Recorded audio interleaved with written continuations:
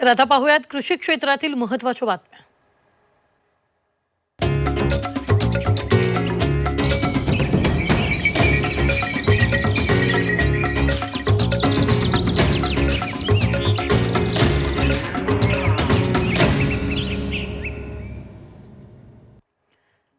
शिरूर तालुक्यातील तळेगाव ढमढेरे परिसरात सोयाबीन पिकावर रोगाचा प्रादुर्भाव झालाय। याचा उत्पन्नावर मोठा परिणाम होणार आहे, त्यामुळे सोयाबीन उत्पादक शेतकऱ्याची चिंता वाढली। याचाच आढावा घेतला आमचे प्रतिनिधी हेमंत चापोडे यांनी।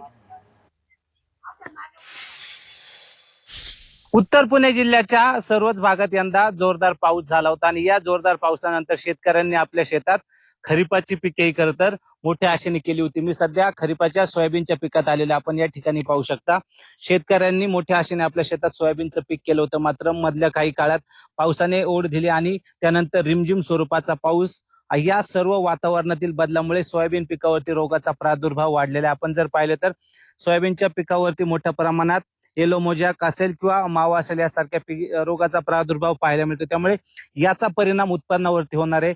सध्या सोयाबीनचं पीक हे बहरात पाहायला मिळते, मात्र पीक बहरात असताना त्यावरती रोगाचा प्रादुर्भाव वाढलेला आहे। त्यामुळे शेंगांना जे काही दाणे भरणार आहेत ते दाणे सुद्धा कमी प्रमाणात भरणार आहेत, त्याचा परिणाम उत्पन्नावरती होणार असून उत्पन्न घटणार आहे। त्यामुळे वातावरणातील बदलाचा पिकावरती रोगाचा प्रादुर्भाव वाढल्याने याचा मोठा फटका शेतकऱ्यांना बसणार आहे। हेमंत चापोडे, झी मीडिया, शिरूर, पुणे। अमरावतीत अतिवृष्टीचा कपाशीला मोठा फटका बसलाय। अंतर मशागत न झाल्यानं शेतकऱ्यांना 8 एकरातील कपाशी आणि तुरींवर रोटावेटर फिरवला। सततच्या पावसानं शेतकऱ्यांना अंतर मशागत करायला वेळ मिळालेला नाहीये, त्यामुळे पिकांमध्ये मोठ्या प्रमाणात गवत वाढलाय। आता पिकातून उत्पादन होणार नसल्याचं लक्षात येताच शेतकऱ्यांना 8 एकर शेतात कपाशी आणि तूर पिकावर रोटावेटर फिरवलेला आहे। के 2-4-5 दिन में आपके खेत में इंश्योरेंस पॉलिसी वाले आपके खेत में आएंगे और उसका सर्वे करेंगे, मगर मैंने उनकी राह देखा, अभी तक के कोई आया नहीं और मेरा तो ये नुकसान हो गया और अगला जो रबी पीक के लिए मुझे खेती तैयार करना था, इसलिए मैंने आज ट्रैक्टर से पूरा 9 एकड़ पर ट्रैक्टर घुमा दिया। धाराशिवमध्ये कांदा उत्पादक शेतकऱ्यांना यावर्षी चांगले दिवस आल्याचं पाहायला मिळत आहे। सरकारकडून कांद्यावरील निर्यात शुल्क 40% वरून 20% करण्यात आले, त्यामुळे जिल्ह्यात 15,609 हेक्टरवर कांद्याची लागवड करण्यात आली। तसंच कांदा उत्पादकांमध्येही समाधानाचं वातावरण आहे।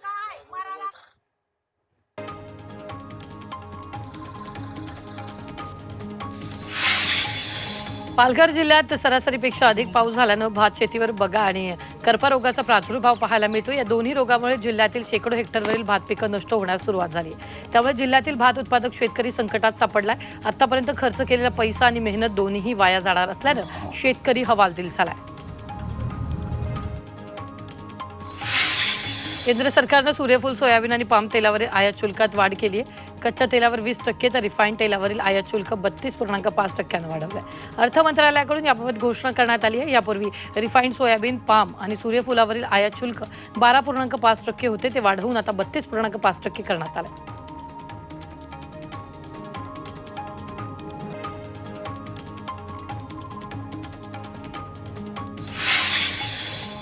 यवतमाळ जिल्ह्यात सोयाबीन पिकावर येलो मोझॅकचा प्रादुर्भाव मोठ्या प्रमाणात दिसून येतोय। येलो मोझॅकमुळे पानांचा काही भाग हिरवट तर काही पिवळसर दिसून येतोय।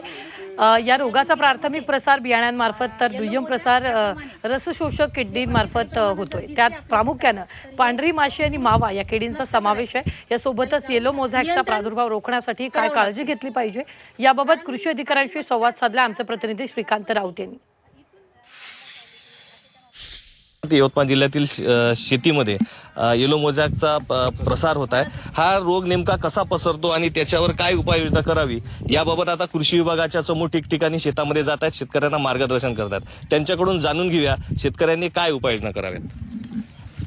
सर्वप्रथम ज्या शेतामध्ये आपल्याला येलो मोझॅकचे जे झाडं दिसत आहे तर हे आपण शोधून ते उपडून त्यांना जाळून नष्ट करावे, कारण ह्या व्हायरसमुळे पसरतो आणि त्यावर जे पांढरी माशी आहे तर ह्या पांढरी माशीचा प्रादुर्भाव जास्त झाल्यामुळे हा व्हायरसग्रस्त जे झाडं आहे तर त्यापासून ते चांगल्या झाडामध्ये त्याचा प्रादुर्भाव होतो।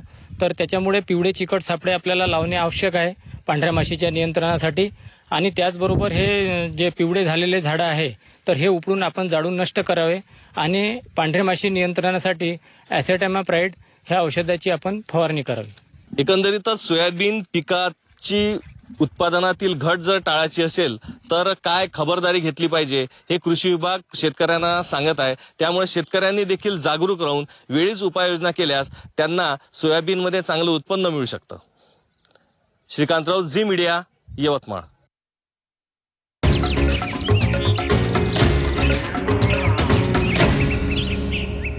पीक पाणी पॉवर्ड बाय नेचर केअरचे सेंद्रिय खत ग्रीन हार्वेस्ट दाणेदार.